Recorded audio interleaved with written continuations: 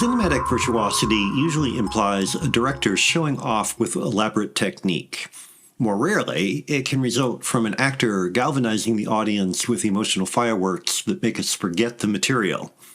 But what about virtuoso screenwriting? Isn't film supposed to be all about the story?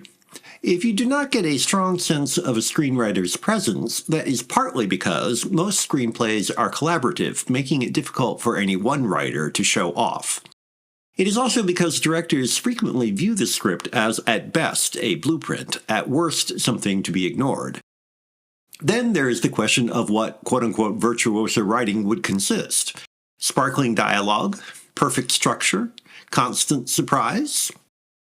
Nonetheless, occasionally a film comes along in which the script is obviously central to any discussion because it is what immediately stands out.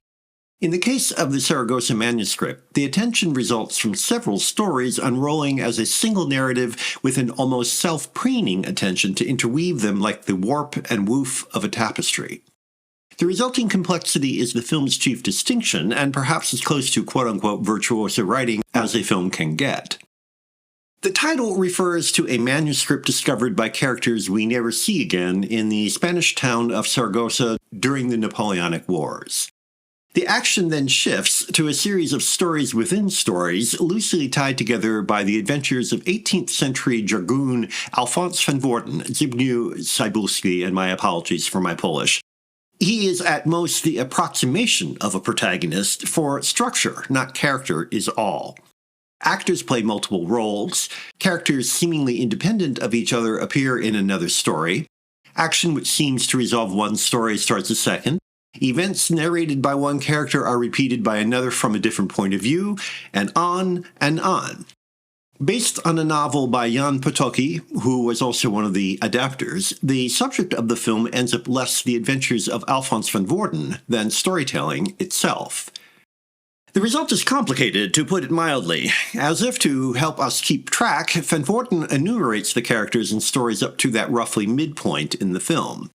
The brief pause feels almost like an admission that the complications are willed, slightly gratuitous, and beyond the control of anyone other than the storyteller. The Baroque circumlocutions are executed with undeniable, considerable, winking élan, but the conceit wears thin.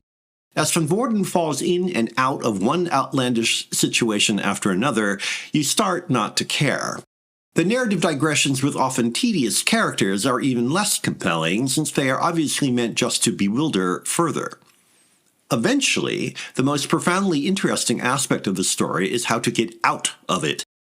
For despite the lavish production and occasional wit, the Saragossa Manuscript only intermittently entertains. The flamboyant juggler's act demonstrates tremendous invention, but after 3 hours, the net effect approaches a nightmare's claustrophobic airlessness.